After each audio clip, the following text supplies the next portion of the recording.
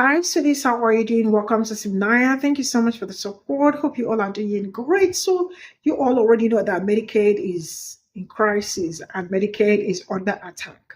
And I am going to start with my own people. I am going to ask you, are you as a Black person in community with your community? I don't have to answer this. This is left for you to answer, right? So why am I asking this? I am asking this because when you are in community with your people, it will be easier for you to get majority of the informations and know what is happening around you and how to tackle the problem. Like you all already know that if anything happens to Medicaid, it means that a lot will absolutely go wrong. And you all know that what you eat also is very important as a person because sometimes majority of the things we eat are what sends us to hospital, and what we drink also sends us to hospital. Some of them are too sweet for you, like it's something everybody want to eat, but sometimes you have to let go of some certain things, especially all these sodas, all these preserved drinks and all that. They are not good for you. I do not do soda.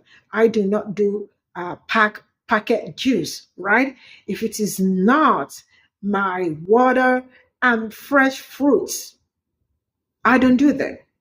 And what am I going to say? I hope you, as a Black person, are you going to town hall meeting? Because we need to know where there are free health cares, and you also need to be in community to keep in contact.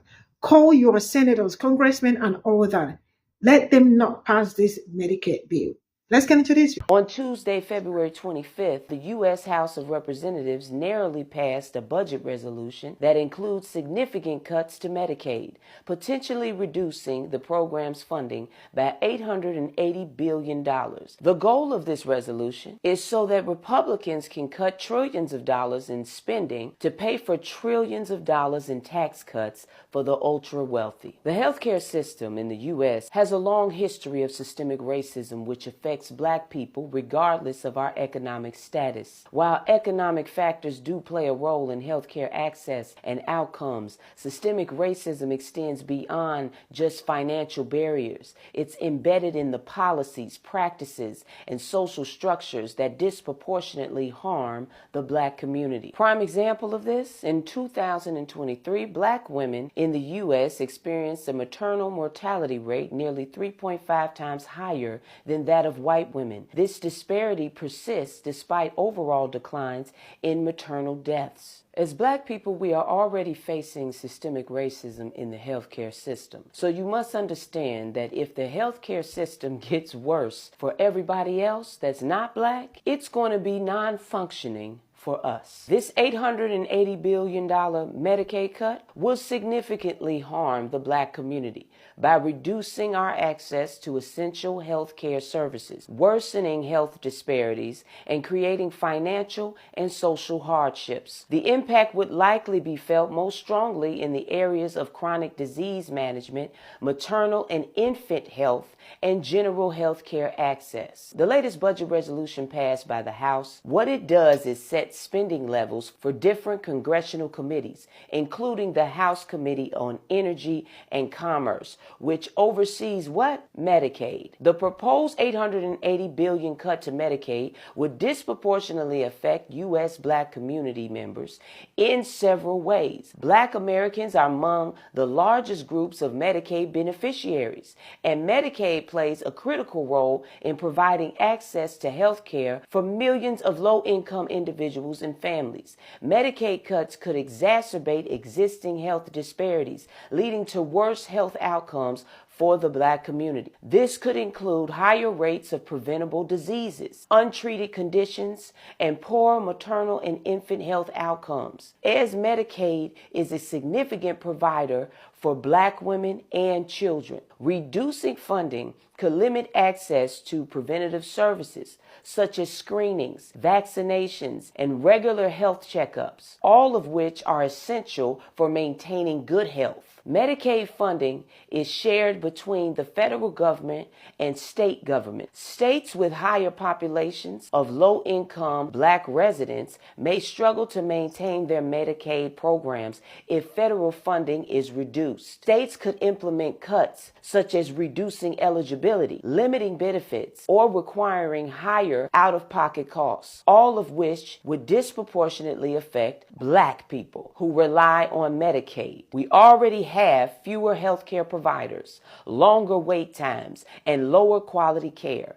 Medicaid cuts could deepen these inequalities by making it even harder for Black people to access essential care. Many Black Americans work in jobs that do not offer health insurance or are in low-wage jobs that make it difficult to afford private insurance. Medicaid cuts could mean that some individuals are forced to either go without coverage or face financial hardships due to out-of-pocket costs for the necessary treatments. Medicaid funding cuts could also lead to job losses in healthcare sectors, particularly in Black communities that rely on Medicaid reimbursements. Hospitals, clinics, and healthcare providers may reduce staff or even close their doors in our Black communities, further limiting access to care for Black people. The $880 billion Medicaid cut will significantly harm our community. It's important to note that while the House has passed this budget resolution,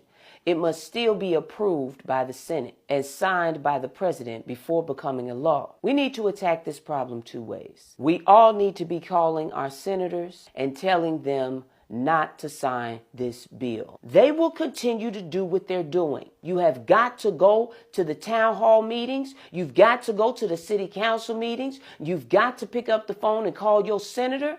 You have got to get involved in this fight. And then on top of that, you need to be in your community. You need to make sure that your people know where all the free clinics are, where all the resources are, nonprofits that are going to be helping in this. And all my Black doctors and Black nurses, you need to step up in this moment. You need to offer your services to these free clinics to make sure that our children and our elders have access to health care. We have to eat better. We have to have access to better food. My Black farmers, we got to get connected. We need fresh fruit and vegetables in our community. All of these food deserts, it has to go. So we need to start focusing on how to make sure Black people have better access to the proper foods. I love you, Black man. I love you, Black woman. Knowledge is power. Power to the people. A very big shout out to Melody Angel. She is just a beautiful soul. And if you are not connected to her, do yourself great by connecting to Melody Angel. She is great. I love how informative her messages are. It comes really very handy. I am going to say this to my people, and I am going to ask you as a Black person, are you in community with your own people? Are you in community with your own community? I don't know. This is a question you are going to answer by yourself. Now, I am going to say this. Oh, you all already know how hard they've been fighting to make sure that we do not even survive anything. But I am grateful that we still been surviving it from the beginning to this very moment. I am very happy for that. And what are we supposed to do this time? I hope we all get to know the free clinics around you, right?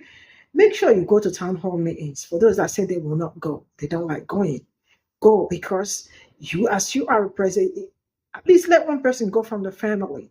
So you represent your family and represent others too, because that is where you speak up your mind, and that is where you all gather to speak to your representative. Let them know how you feel. Let them know what it's like. Let them open up. You don't have to hide anything, because if anything happens to this Medicaid, it means there is problem, right? And I am going to say this. Make sure you also call your congressmen and congresswomen, women, the people that you are put call through. You all should not be resting. Because when it comes to Medicaid, That is, your health should be your wealth, and nobody should ever mess around or joke around with your health. Because if anything happens to you, you all already know how expensive going to hospital, even calling ambulance. It's like you have to pay through your eyes, not even through your nose, both nose and everywhere, right? Then, like she said, eating the right food, eating the right fruits. Like yesterday, I talked about supporting Black farmers, buying their produces, right? Are you supporting them? Are you buying from them? You need to. You need to buy from them. You need to make sure you support them and make sure you are eating the right thing, because most times it is what that you are eating that is making you sick. Make sure you are eating the right things. And the best is that most of you have yards, right? Where you can have your mini garden. Your mini garden is very important. Make sure tomatoes, pepper, potatoes, all those, collard green, put all of them there and eat from that. Then it is like the most healthiest thing you will ever do for yourself. Most importantly, make sure you make your food enough. I know eating from fancy restaurant is good, but you don't eat it all the time, right? But fast food is something everybody go every time, every day, right? You can do it. Cut all this fast foods. You all already know how unhealthy they are to you. I cannot. I won't even tell you the last time, as young as I am, I don't do soda. I do not do soda. What I do is water. I don't also do, no matter how juice is, where they say juice, if it is not fresh, freshly squeezed, I am not drinking, because sometimes you need to see where they are making all those things and the things they use in making them. You want to puke. It's just saccharin and flavor and sugar, diabetes that they put in all those.